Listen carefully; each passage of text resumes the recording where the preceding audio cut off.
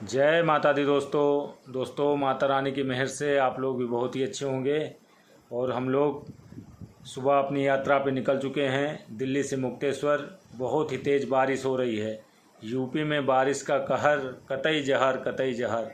Car चलाने में बहुत ही ज़्यादा प्रॉब्लम हो रही है, लेकिन अब सफ़र तो पूरा करना ही है। दोस्तों आज की वीडियो में आपको पूरी डिटेल बताऊंगा, रास्ते की पूरी जानकारी और हम कहां कहां पे घूमने जाएं।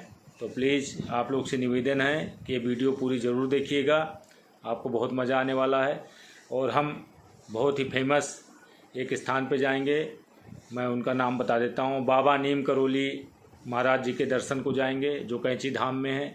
वो कहाँ पड़ता है, वहाँ पहुँचने में क्या टाइम लगेगा, कितनी दूरी है, पूरी डिटेल आपको इस वीडियो में मिलने वाली है। तो आप लोग इस वीडियो में लास्ट तक बने रहो। दोस्तों दिल्ली से मुक्तेश्वर की कुल दूरी जो है 357 किलोमीटर है और रास्ते बहुत ही अच्छे हैं, बहुत ही चौड़ी रोड है, बहुत ही आराम से आप जा सकते हैं, कोई भय डर की कोई बात नहीं है। तो दोस्तों मैं आपको बता दूं, दिल्ली से जो मुक्तेश्वर जाने के 2 रास्ते हैं। यदि आप दिल्ली से निकलते हैं तो दिल्ली से जैसे ही आप आगे बढ़ते हैं NH9 पर, तो हापुड़ बाईपास पकड़िए आप लोग। हापुड़ बाईपास से गढ़ मुक्तेश्वर गंगा धाम से आगे बढ़ते हुए मुरादाबाद एक जगह पड़ती है। मुरादाबाद से थोड़ा आगे आप बढ़ेंगे तो रामपुर आ जाएगा।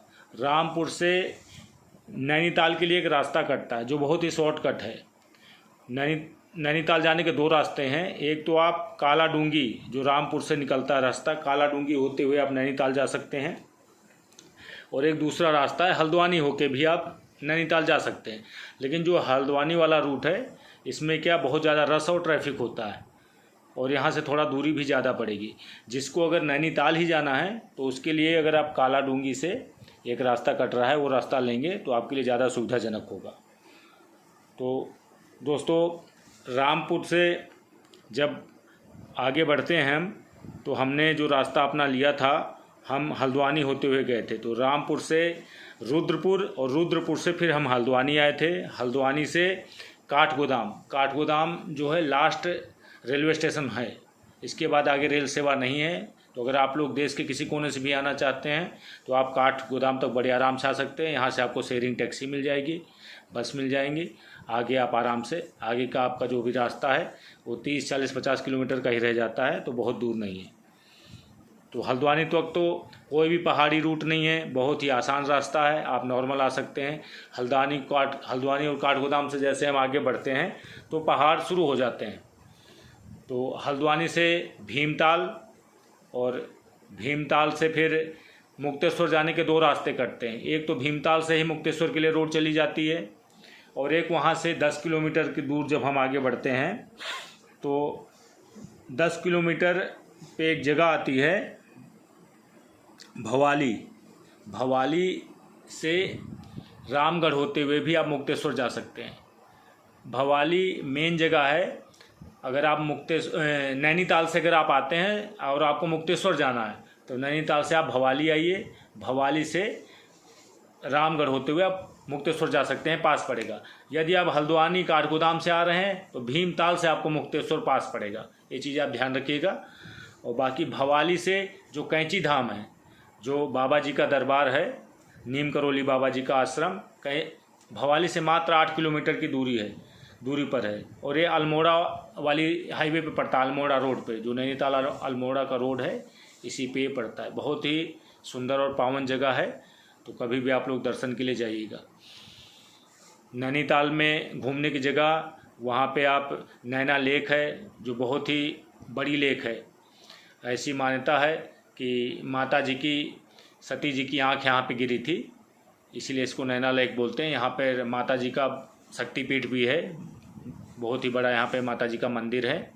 तो यहाँ बोटिंग वगैरह बहुत अच्छी होती है। नैनीताल में आप जू देखने जा सकते हैं।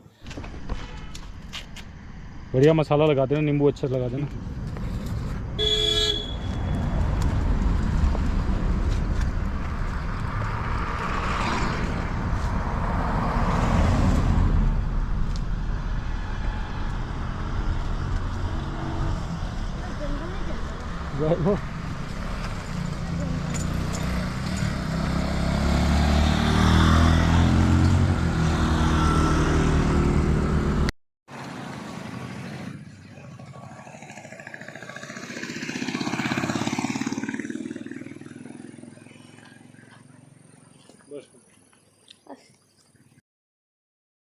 दोस्तों, नैनीताल बहुत ही सुंदर और अच्छा पर्यटक स्थल है। यहाँ देश के कोने कोने से बहुत लोग 12 महीने यहाँ पे आते हैं। यहाँ का मौसम हमेशा ठंडा बना रहता है और यहाँ की लेक बहुत ही फेमस है। यहाँ बोटिंग का मज़ा ले सकते हैं और आसपास यहाँ कई सारी मार्केटें हैं। तिब्बत मार्केट है, मॉल रोड है, जहाँ पे बहुत ही भीड़ रहती है।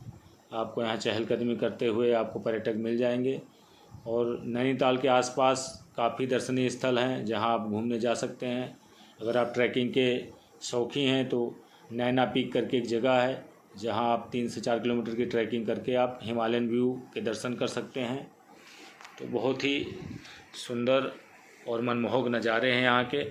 यहाँ का मौसम 12 महीना खुशनुमा बना रहता है। तो दोस्तों, अब हम चलते हैं मुक्तेश्वर की तरफ। मुक्तेश्वर जो है समुद्र तल से उसकी ऊंचाई 7500 फीट है और यहाँ पर महादेव जी का बहुत ही प्रसिद्ध मंदिर है जिसके दर्शन के लिए दूर दूर से लोग आते हैं। ऐसी मान्यता है कि शंकर जी पार्वती जी के साथ यहाँ पर काफ़ी समय पर यहाँ ध्यान करते थे। और यहाँ पे एक जगह है चौली की जाली। ऐसी मान्यता है कि महाशिवरात्रि के दिन जो भी महिला गर्भवती नहीं होती हैं, अगर वो एक यहाँ पे होल है, अगर उस होल को महाशिवरात्रि के दिन वो पार कर लेती हैं तो ऐसी मान्यता है कि उनकी प्रेगनेंसी वाली प्रॉब्लम दूर हो जाती है। तो दोस्तों, बहुत ही अच्छा और खुशनुमा यहाँ का मौसम रहता है। यहाँ बर्फ़ बहुत गिरती है। साल के 12 महीना यहाँ मौसम ठंडा बना रहता है और यहाँ बहुत बड़े एरिया में 35 से 40 किलोमीटर का जो एरिया फैला है, यहाँ पे फ्रूट्स की खेती बहुत होती है। यहाँ अधिक से अधिक मात्रा में फ्रूट्स पाए जाते हैं जो पूरे भारत में यहाँ से सप्लाई होते हैं। यहाँ की फ्रूट की क्वालिटी बहुत अच्छी होती है। तो ये बेल्ट जो है फ्रूट्स के लिए बहुत फेमस है। दोस्तों, नैनीताल से अगर आप मुक्तेश्वर जाना चाहते हैं तो भवाली के रास्ते होते हुए आप जा सकते हैं। नैनीताल से भवाली मात्र 10 किलोमीटर की दूरी पर है और भवाली से मुक्तेश्वर की दूरी मात्र 35 किलोमीटर है। और भवाली से ही एक रास्ता चला जाता है अल्मोड़ा के लिए, जिस रास्ते पे कैंची धाम एक जगह है जहाँ पर नीम करोली बाबा जी का बहुत ही प्रसिद्ध आश्रम है, जहाँ पे लोग भारत के कोने कोने से आते हैं। अभी 15 जून से लेकर 17 जून तक वहाँ बहुत ही बड़ा भंडारा हुआ था, क्योंकि वो मंदिर का स्थापना दिवस था। उस टाइम बहुत ही ज़्यादा रश था। तो यहाँ की बहुत ही ज़्यादा मान्यता है। कैंची धाम की प्रसिद्धि से काफ़ी प्रभावित होके फेसबुक के जो संस्थापक मार्क जुकरबर्ग भी यहाँ आए थे। वो बाबा के बहुत ही परम भक्त थे। और एक लेखक रिचर्ड्स एल्पर्ट, जिन्होंने मिरेकल ऑफ लव नाम की किताब भी बाबा के नाम पे लिखी थी। एक विदेशी महिला जूलिया रॉबर्ट बाबा की परम भक्त थी, जो बाबा से मिलकर इतना प्रभावित हुई कि उन्होंने उसके बाद हिंदू धर्म अपना लिया और अपना सारा जीवन बाबा जी की सेवा में लगा दिया। कैंची धाम इतना प्रसिद्ध और मान्यता वाला स्थान है कि यहाँ पे एप्पल के फाउंडर स्टीव जॉब्स भी बाबा से प्रभावित होकर उनके दर्शन के लिए आए थे। बाबा जी ने उन्हें एक सेब दिया था जिसे स्टीव जॉब्स ने अपने एप्पल कंपनी का लोगो बनाया था। बाबा जी का मंदिर भवाली से मात्र 8 किलोमीटर की दूरी पर स्थित है और मंदिर की 2 ब्रांचेस हैं। जो प्रसिद्ध मंदिर है वो नैनीताल बेल्ट के कैंची धाम में स्थित है, जहां अभी हम दर्शन के लिए जा रहे हैं।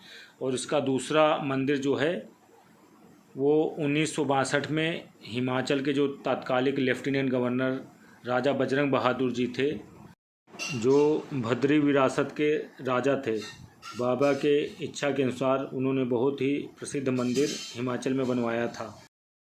बाबा जी के आश्रम की ख्याति पूरे उत्तराखंड में प्रसिद्ध है और बहुत ही ज़्यादा यहाँ के भक्त हैं और मानने वाले हैं। बाबा जी की कृपा से हमें भी ये दूसरी बार उनके दर्शन करने का सौभाग्य प्राप्त हो रहा है। यहाँ आके एक अलग तरह की अलौकिक सुख की प्राप्ति होती है। मन बहुत ही यहाँ पे शांत हो जाता है। मन में चल रही सारी उथल पुथल यहाँ के ख़त्म हो जाती है। यहाँ इतना अच्छा लगता है कि मन बाबा जी के चरणों में रम गया है। आप लोगों से भी एक बार निवेदन करूँगा, कभी भी अगर आप इधर घूमने के लिए आते हैं तो एक बार बाबा जी के दर्शन करने ज़रूर आइएगा। आपके जितने भी दुख कष्ट कलेश सब बाबा जी हर लेंगे।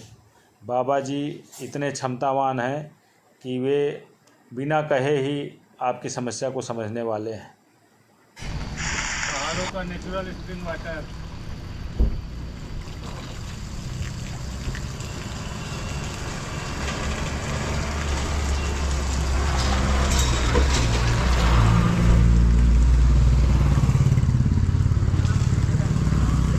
नेचुरल पानी।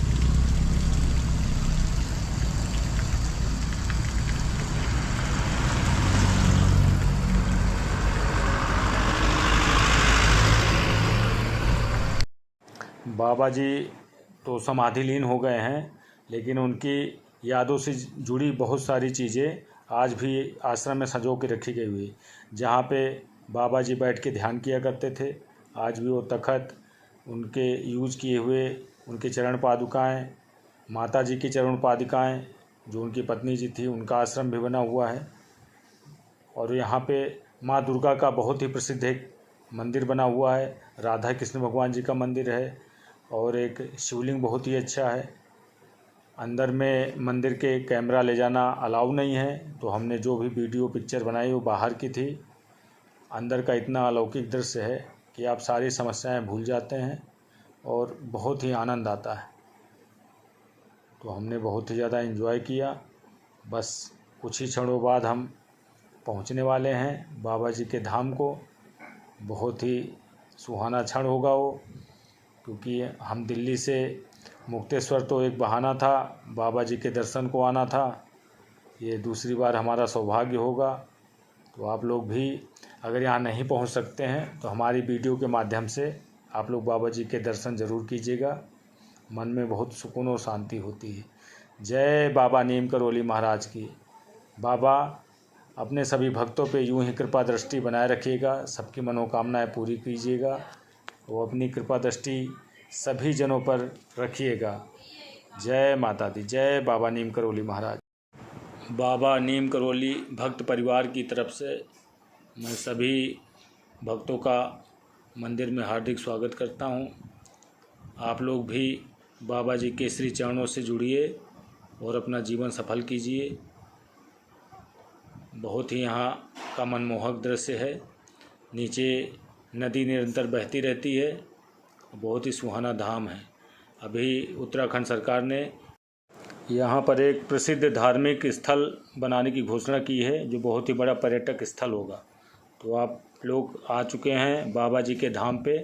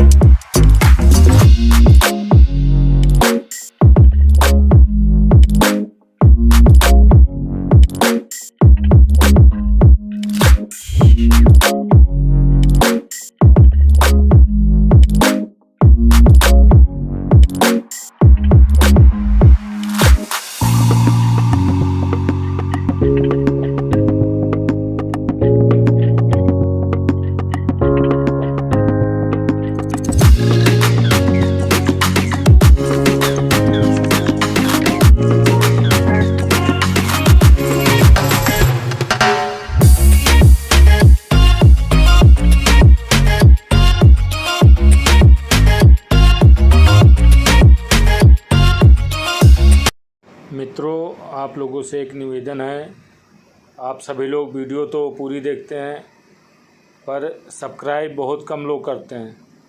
तो अगर आप लोगों को वीडियो पसंद आती है, हमारी मेहनत आपको दिखती है, तो आप लोगों से अनुरोध है, निवेदन है, कृपया नीचे लाल कलर में जो सब्सक्राइब का बटन है उसे दबाइए और बेल आइकन को दबाइए, और जिससे हमारी आने वाली वीडियो आपको मिलती रहेंगी। और अपना प्यार देते रहिएगा। जय माता दी।